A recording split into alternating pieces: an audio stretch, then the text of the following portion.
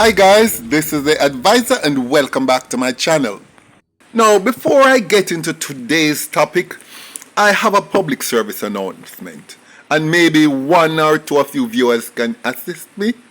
You guys might remember a few weeks ago, this hairdresser from Waterhouse had gone missing.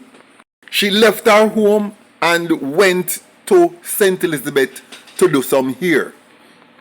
To do hair for a customer, and then she just had never been heard from since.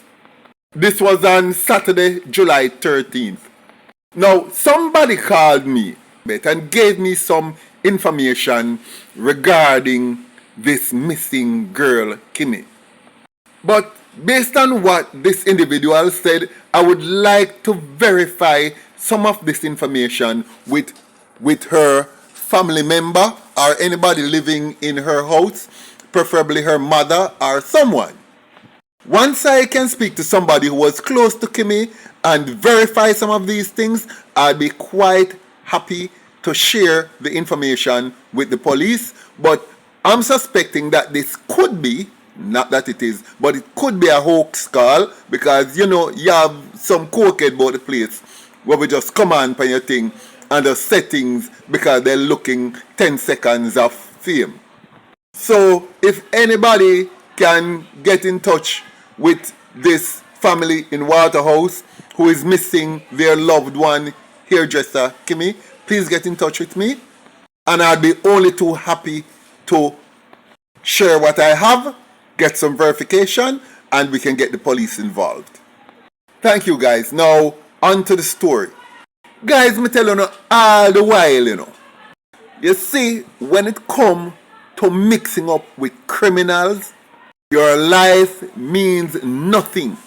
Sunday night, two young ladies in Rockfort lost their lives. These were two ladies who were not involved, well, on the face of it, I don't see where they were involved in any criminal activities. Nor did they seem to support criminal activities.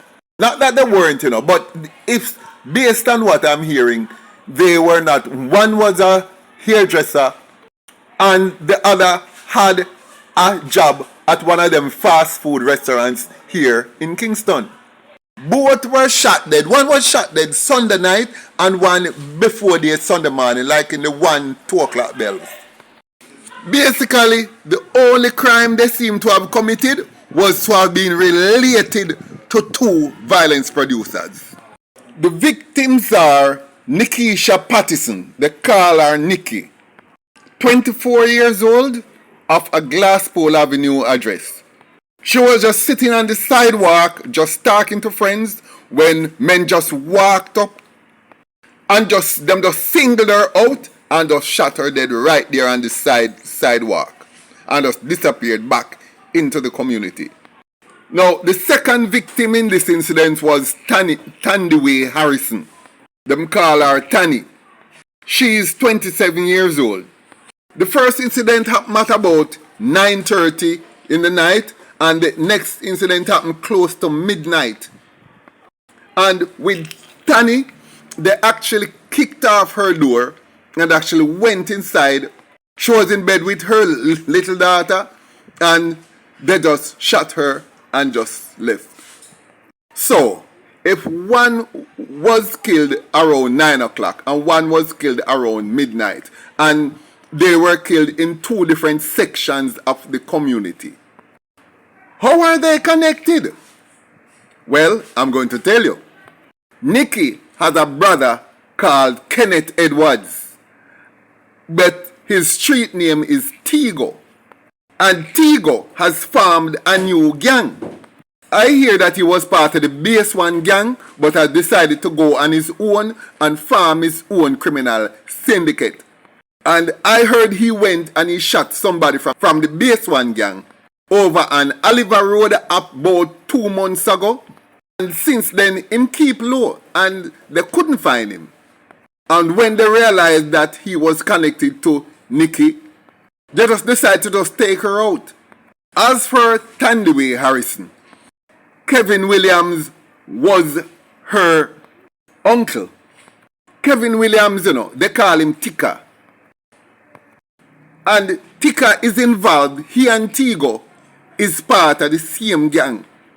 And they run this gang.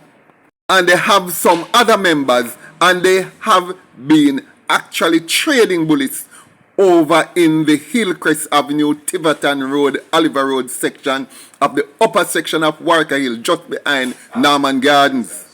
So not being able to catch either Tigo or Tika, they just went after Nikki and Tani. And just like that, these promising young ladies just lost their lives. The thing is, neither of these young ladies even live in the same yard as any of these relatives of theirs.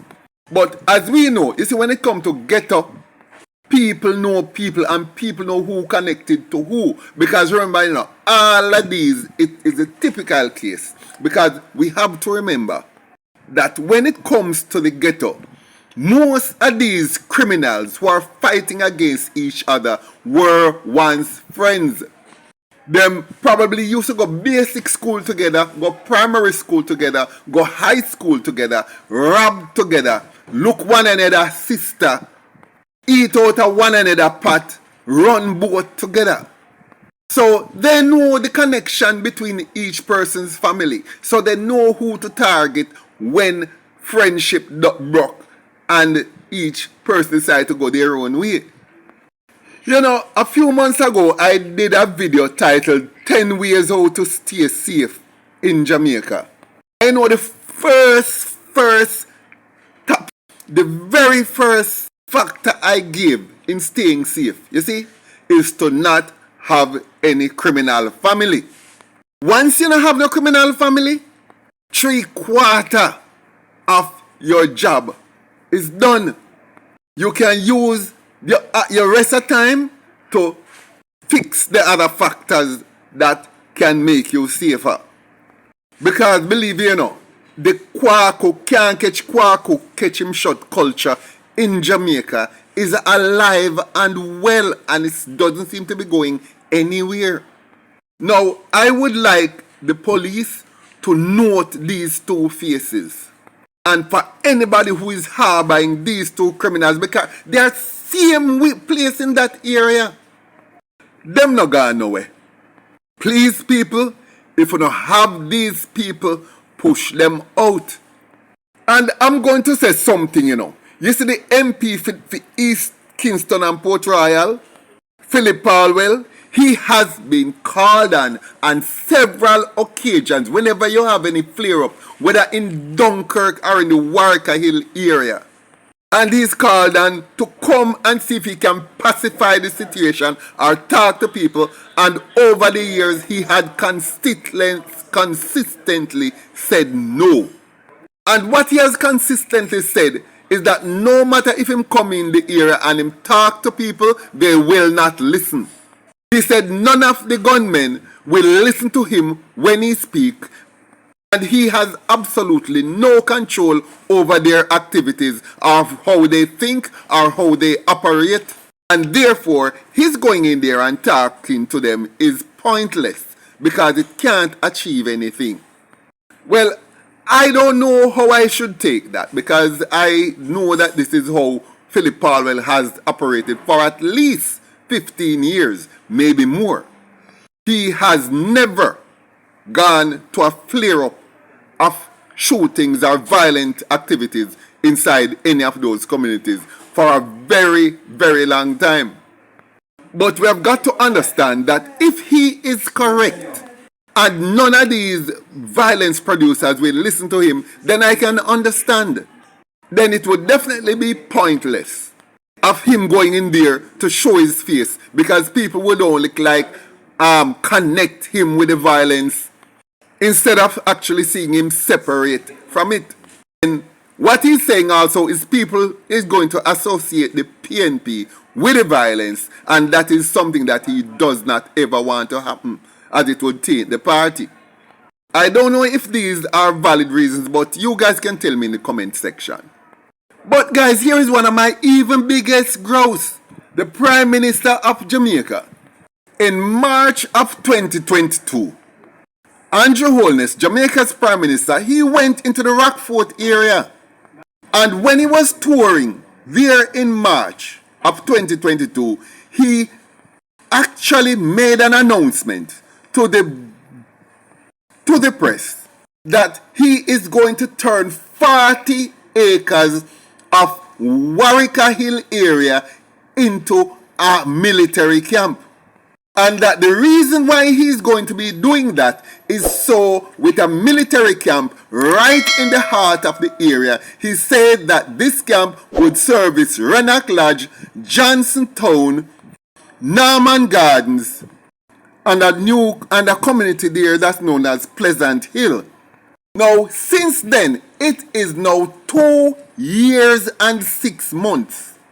Heading into 2 years and 7 months, and not a single pickaxe or shovel have been put into the ground to start to erect that military camp that Andrew Holness had promised. He even said at the time that the 40 acres would cover a lookout point to the west to cover most of the downtown area, a lookout point covering from Port Royal to the airport and looking out over across the sea into the Kingston Harbour, and the eastern section to look out towards Harbourview area. And that because of that wide coverage, they would really be able to understand what's going on and to quell the crime in that area of East Kingston. We would like to ask the Prime Minister what has become of that plan. Hopefully, we will get some answer soon. Maybe it was just, a Kodak moment. We don't know. But all I'm saying is that the lesson to learn from this is once you have criminals in your family, you will never ever be safe. Even overseas. Because I know people leave Jamaica and go over foreign to escape the violence because they have nephews who were gunmen.